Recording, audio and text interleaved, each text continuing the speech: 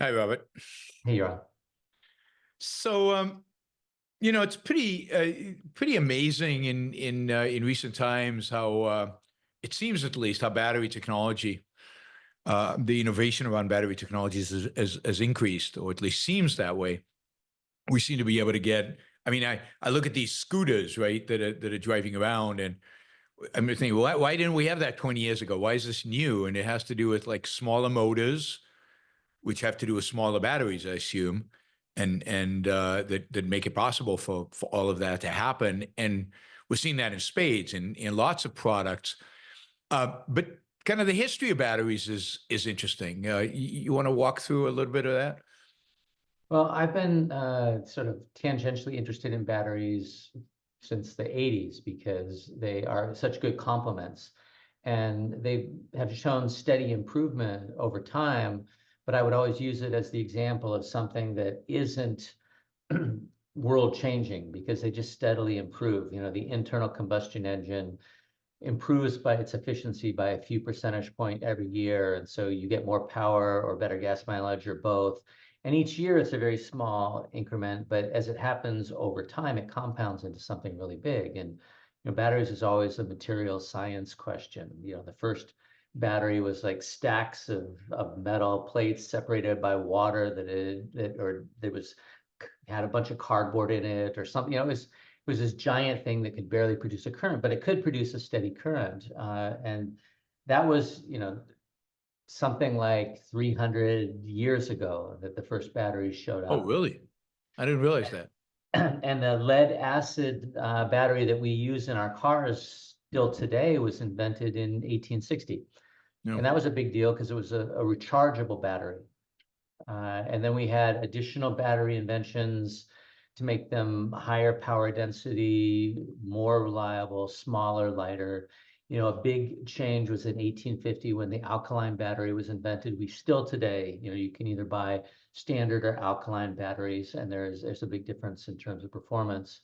But it was always incremental ever since the alkaline battery got a little bit better every year until in the 1990s, the very beginning of the 1990s, the lithium ion battery was invented. And that was an example of, necessity being the mother of invention because you started to have portable computing devices. And the first portable computers were, briefcases you would carry around and then you'd have to plug them in. But as we moved towards laptop computers, you needed a new battery technology, and lithium ion batteries serve that purpose. And of course, that was about 35 years ago. So batteries have been steadily increasing a little bit every year. And then every once in a while, you get these big jumps in performance as a new technology is introduced. So what is it that China has become really, really good at? I mean, is it that they have some new technology, a new type of battery, or is it that they made the existing batteries just a lot cheaper? Well, lithium ion batteries are still the workhorse. I mean, there's still a lot of lead acid batteries, despite the fact that they were invented 250 years ago, in use. My golf cart has a lead acid battery. Our cars often have lead acid batteries. But the lithium ion battery was the real uh, change that allowed for a lot of the new applications. And if you look at where lithium ion batteries are being made, being made is always a question. There's an assembly point, and then there are Yeah. different pieces that go into it. Where are they assembled? And then there are raw materials that go into making those pieces, and where do those come from? But a lot of the supply chain and assembly has ended up in China, and that's happened in parallel to the solar industry largely being manufactured in China, but not 100%. You may remember the gigafactory that Tesla talks about. That's a real thing, and it's to make batteries and lithium ion batteries. And these batteries continually get a little bit better, and China continually drives down the cost of producing these batteries. But a lot of the performance that we've seen has come from the power management systems, the electronics that support the battery in terms of how the battery is charged, the environment the batteries is in, whether if it's a controlled environment like in a Tesla where it's kept at a particular temperature, that partly depends on how it's being used. And then the discharge of power, all in an effort to make the battery more efficient, more reliable, and more durable. So I keep reading stories about new types of batteries, new methods, new materials. And there seems to be a lot of research going into it, seems a lot of energy, but no real breakthroughs yet. Well, I wouldn't say that. There has not been a replacement for the lithium-ion battery, a commercially viable replacement that's been developed. You've got a few sort of at the barbell. If you think about batteries, the original batteries are right in the middle. They could be used to run an electric car, like the lead acid battery could run the car, it could start the car, it could be used in industrial. It was in lawnmowers, it was and even in the small, D cells. But the batteries that matter the most now are batteries that can produce large amounts of power for a an automobile, to drive a truck, to drive a bus, or even more to provide backup for the grid. So that, right now in the afternoons, California produces about 30% more power just from solar than the state uses unless it's a really hot day, in the summertime.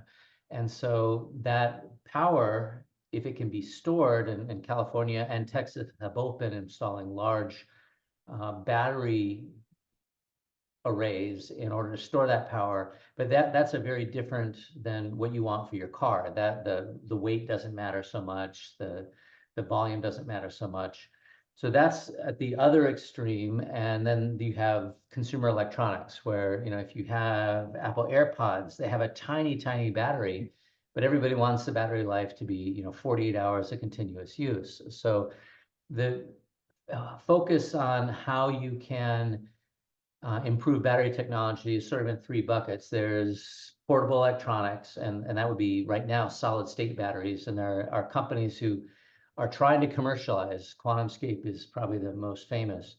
They're trying to commercialize that particular type of battery, very, very high energy densities, very, very long lives. Mostly right now they're used in things like pacemakers, where that's really important because they're very, very expensive. And then you have lithium ion, which is the workhorse of the battery space. And then you have a general category called flow batteries, which are really ideal for, in theory at least, they're ideal for utility and backup purposes, where you can store power for, hours and days and weeks and in some cases months, and they can be charged and discharged many, many times without degrading. So there seems to be a lot of concern in the US about the fact that China produces so many of the batteries or assembles so many of the batteries. I mean, the Inflation Reduction Act, I think, had massive subsidies for battery manufacturing in the United States. So what's going on here? I mean, is there fear that America's not innovating? It's not, that the ingenuism is not being applied to batteries? Is it a fear that national security? I mean, what is causing this angst that seems to be out there about China and batteries? Well, that's a good question. I would definitely say that ingenuism has been alive and well in the battery sector for literally centuries. As new technologies are occasionally developed, there's a lot of experimentation that has gone into that, both historically and even today, to try and figure out how to actually make it work, because it's very complicated physics when you're trying to store a lot of energy in a small package. And of course, each of these categories of batteries, including, the old lead acid batteries, has been improving a little bit every year for decades, or in some cases centuries. Better anodes, better packaging, but just ways that give it a little bit better. And that's all from experience, checking, well, what if we did this? It seems like it could make it a little better, and figuring out what's made a difference. So I would definitely say ingenuism is alive and well. And the real question becomes, I think for most people is what if China's making all the batteries, and how is that, can that possibly be good? And it goes along with solar. China is making most of the solar panels. Is that possibly going to be good? And the knee-jerk answer is usually no. And so we have pushes to fund domestic companies that are going to be leaders in these particular spaces. But this isn't anything new. I mean, if you think back to the great financial crisis, the Obama administration had a big funding of one solar company and one battery company. Most people remember the solar, but they don't remember the battery, but they both failed. They're both gone. They've been gone for a decade. Neither of them provided any oomph. So the knee-jerk reaction of we need to do something about it, leading to, well, somebody needs to find a leading company that will then generate progress for the US and be I don't even know what to call it, because when you start thinking about it, it's kind of dumb. But that's, I think, what is really driving it and Noah Smith had a article just today that he wrote about batteries and how it was so different than these other technological revolutions where the US led the way. And you can interpret history however you want. I mean, you could interpret history that the US has led the way in battery technology or that it hasn't. But the fact is, battery technology is not that, it hasn't changed that much.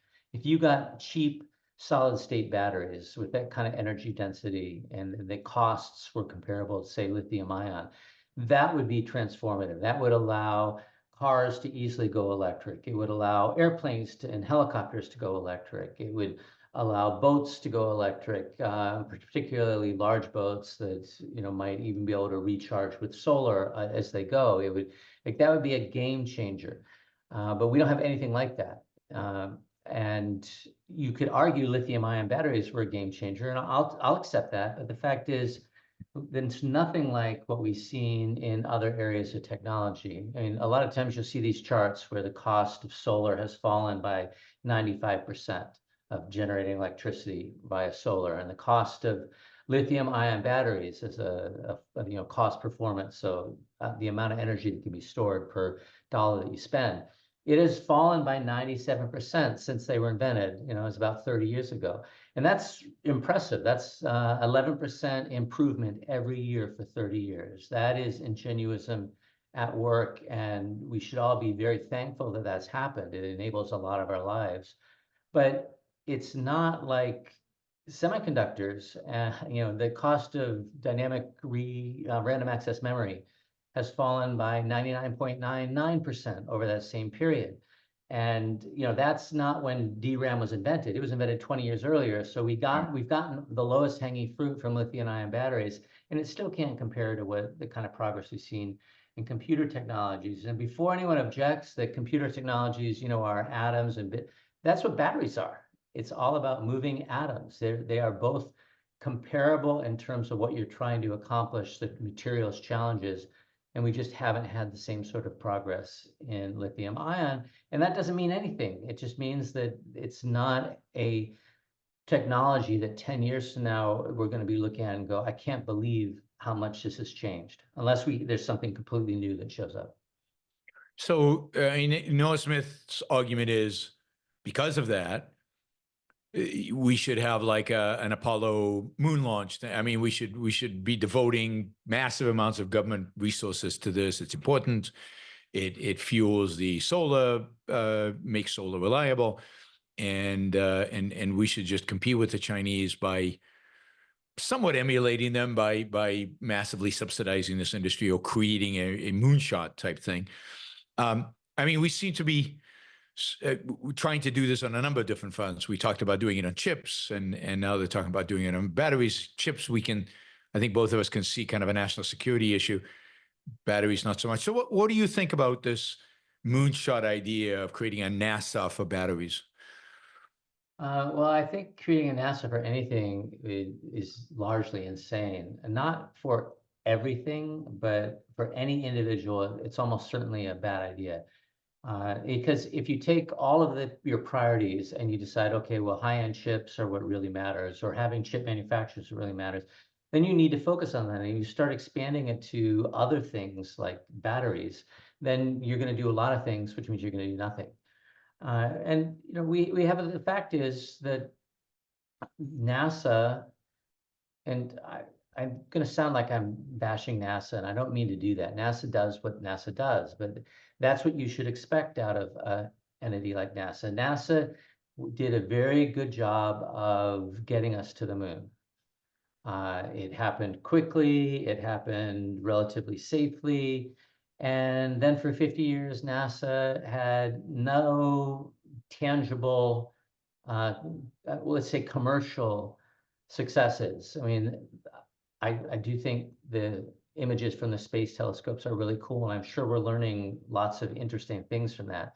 But that's not a commercial project. The space shuttle, which was supposed to reduce the cost of getting payloads into orbit because it was reusable, have a dramatic impact on that. That was a loser. It was very expensive, and it never functioned as promised. So, ask yourself, should we have a NASA for batteries? It's kind of asking yourself, should we have a big push to catch up to something and then stagnate for 50 years? And that seems insane to me, particularly for something like batteries, which has mostly been slow improvement. And I know that's not most people's experience. That battery technology feels like it's amazing. But what we're seeing is battery technology crossing thresholds where it can be used for applications that it couldn't have been used for before. You Yep. can't really have a high performance electric car with lead acid batteries, but you can't have it with lithium ion batteries either, the way they were in the early 1990s. So you need to get a progression where the slow improvement crosses the line to where you can start having things that are acceptable to consumers. And in Noah's article, he talked about what the government did and didn't do, and how it really started getting serious in the 2000s, and then lithium ion technology started to improve. And I just call BS on that. What happened in the 1990s was batteries adapted slowly because the demand for laptop computing grew slowly, and then the 2000s the iPod was introduced, and then the iPhone, and then the iPad, and you had this huge demand for compact, reliable storage. And by storage, I mean energy storage. You had a huge demand for much better, much smaller, much higher performance batteries. And so companies produced them. And then The that in market worked. The turn, marketplace worked. yeah, the marketplace, when you have something that everyone wants and are willing to pay top dollar for, then you start getting a lot of attention on what it takes to improve the iPhone or the iPad. Yeah, And then, of course, that enables the Tesla, because without that push, you don't get the big drop in price performance in lithium ion. If we're still at laptop, and I don't know if most people listening are probably too young to remember where the laptop would have this big bar attached to it. It wasn't a thin, MacBook Air. It had a big chunky battery that weighed right. 2 or 3 pounds that was sort of bolted onto it, because that's what it took to even get 2 or 3 hours of computer life. Yeah, Uh, and hours were very short. I mean, even the first Mac laptops, I mean, 2, 3 hours was good. yeah, it And was the most you could hope for. And so the way that batteries are going looks to me like exactly the way we would want it. And introducing a NASA to batteries, it just means we have to wait 50 years for a SpaceX to show up. and exactly, and it's kind of funny to ask government to invest hugely in a NASA when what's actually producing innovation in spacecraft right now is SpaceX. So we should just skip the process and go for SpaceX, which means, let the market evolve where, somebody's going to come up with a better technology for the uses that exist. And it'll happen incrementally without the billions and gazillions of dollars that we know government can waste on these things.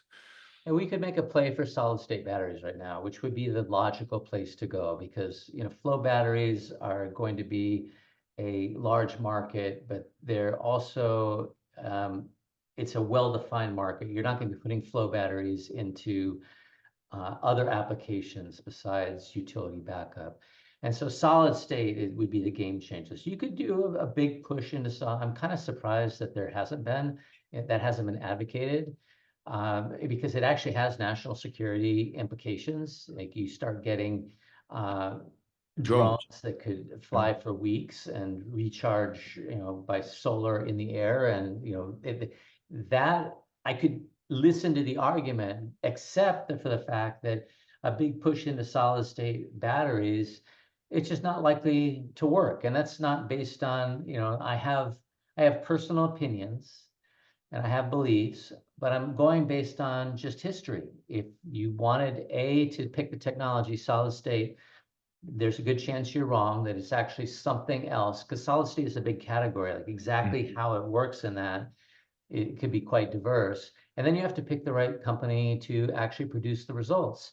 And that is, history suggests, you're going to be a dismal failure at, unless you allow the whole process to evolve. And that's the beauty of Ingenuism, that as people try new things, they'll discover what works, and everyone will gravitate to what's working and leave behind what's not working. And historically, that's much easier for private organizations than for government organizations. Good. That was really interesting. 25 minutes on batteries. That's cool. Well, batteries are going to be important. I'm not All right. arguing against that. And it's going to be particularly important if the cost of solar continues to go down, and then the storage is very, very critical. And of course, we have a topic at some point to talk about how the Chat GPT-7 gets built, trained, and housed, where the silicon comes from and where the power comes from, and how that can possibly be economical. Because there's a lot of talk about trillion-dollar clusters, and Only so many long trillion available. history in financial economics of people getting excited about massive capital expenditures and a lot of money being wasted, and not by governments, but by Oh yeah. companies that are overly enthusiastic about the underlying economics. To be continued, but I'm excited about that drone that is going to stay up in the air for weeks, and who knows what products that leads in our actual lives, given that we're not drone flyers, but But we that's a could real be. revolution. That's the thing, is as I actually have Yep. a scooter, and it's surprisingly, in terms of performance and comfort and reliability and range, it is surprisingly good. And I didn't spend that much money on it. And so you get this steady improvements, and in a decade or two, I could have my personal drone helicopter that just takes me around up to 5 miles with. Yeah. I mean, that's what would excite me. Is Yeah. I like the scooter, but Flying cars, helicopter way flying better. helicopter, flying car, the personal helicopter, something like that. Yep. And the quadcopter or whatever it is at that point is what I want, because it's like the scooter. It's actually a Segway scooter. It's hard to fall off of it. I need Yep. something that's hard to fall off of, Yeah. Particularly in 10 years.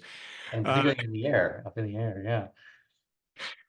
all right. Thanks, Robert. Thanks, Yaron. Talk soon. Bye.